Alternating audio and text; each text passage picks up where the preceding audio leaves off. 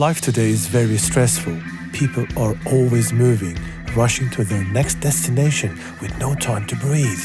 Some find solace in music, letting the melodies calm their minds and soothe their souls.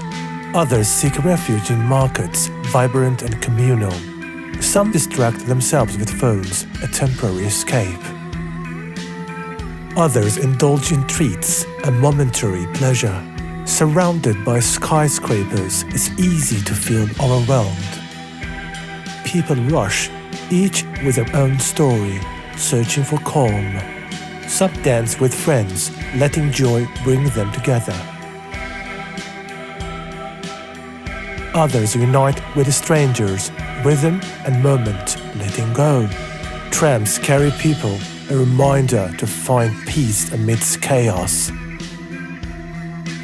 A new year, a chance to start anew, leave worries behind.